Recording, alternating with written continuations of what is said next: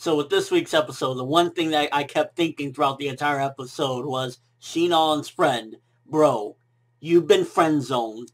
Get it through your head. That dude is on some creeper shit, on some stalker shit, on some annoying ass, bro, you don't understand, she doesn't want you type of shit. First of all, this is a broken girl, and she's real fucked up, you know what I mean? At the end of the day, she has a lot of problems. She's trying to use a video game to stabilize her mental capabilities or whatnot. And you're like almost preying on her, like, what the fuck is wrong with you? This dude is a creeper, and he doesn't get it. She told him, you know, maybe later on, no.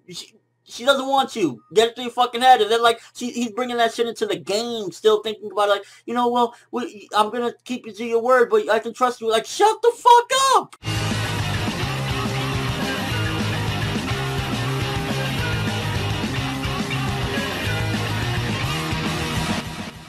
And the episode had me scared. Starting off with Sugu shit. Really? Sugu? Like, come on. No.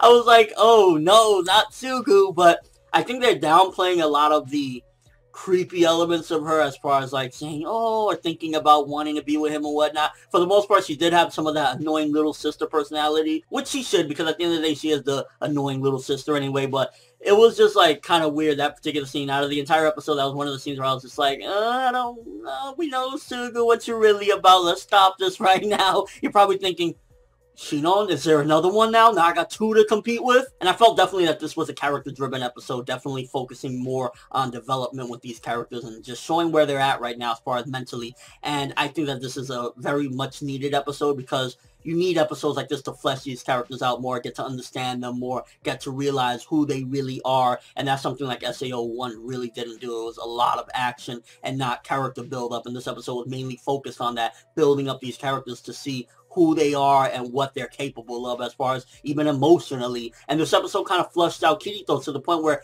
he's really similar to Shinon if you really look at it closely, as far as, like, he's fucked up mentally. We've seen little moments here or there that was like, oh shit, but like this episode when he breaks down telling the nurse, you know, should I be forgiven, and, you know, just kind of saying that he forgot people's faces that he's killed and whatnot. You can see he really is messed up. This is truthfully Kirito at his worst, and what Kirito feels a lot of the time, and it's really all coming crashing down on him. And I like that it kind of gave a real world aspect as well, kind of how somebody would feel, like post-traumatic stress disorder or whatnot, like him just being all fucked up, like, damn, you know, this really affected him. And that's good. That kind of shows that the events of SAO1 weren't just a bag of air. They really took a toll on him. And ultimately, this episode definitely was a really good character episode. It really just showed who they are. Not always you need the action. Sometimes you need these episodes so that you can appreciate the characters more later on. And I like as well that it kind of makes it so that Kirito isn't necessarily going to be like Superman to Shinon, because he's just as much messed up as she is, because, you know, he's dealing with having to come to grips with, I fucking killed people. I didn't even have to kill some of them, but I did it out of revenge.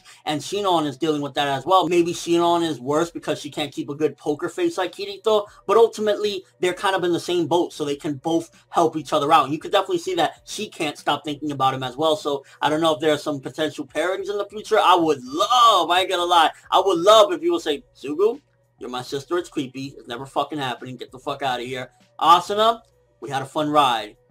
It's time for some Shinon, baby. I never get into pairings, but I think Shinon is appropriately should, you know, be with him. I'm just saying. And ultimately, it was a good episode. Nothing too exciting, nothing too grand, but it really just dives more into Kirito's character, seeing the people around him and how everything is affecting them. You see Asuna is worried and she's spacing out. I noticed the people from SAO1 really have been relegated to just small screen time here or there. I mean, you know, you get Sugu kind of questioning him about shit, like, shut the fuck up, Sugu. And then you got Asuna and them, they're just like fighting some monster in there, which that game looks fun as shit, I'm not gonna lie. The game Alfheim just looks so fun. I wish I could be in there playing with them as well. But ultimately, some of the main points of this episode is, first of all, Shinon's friend is a fucking creepy ass motherfucker that doesn't get it, that he's been friend zoned, and he's annoying the shit out of a broken girl at that. Fuck the fuck off.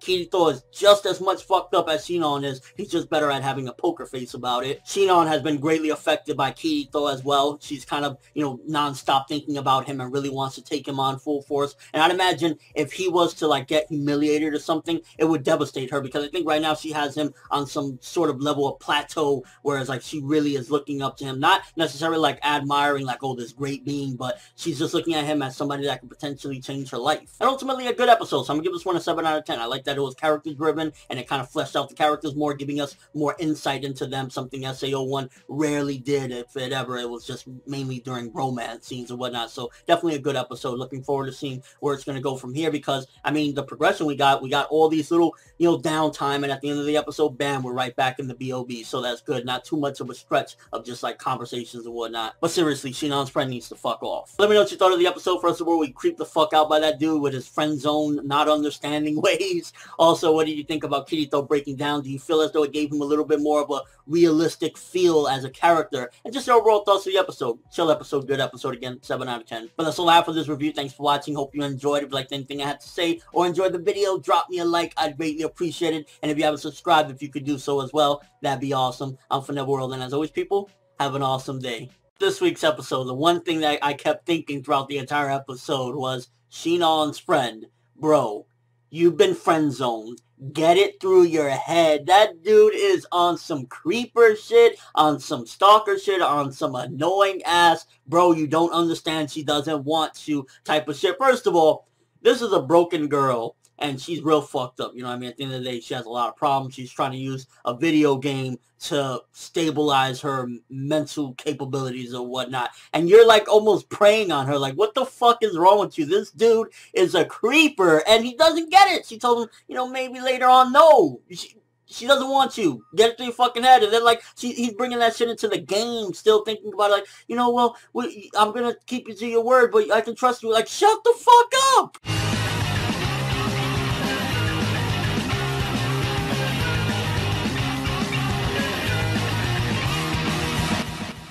And the episode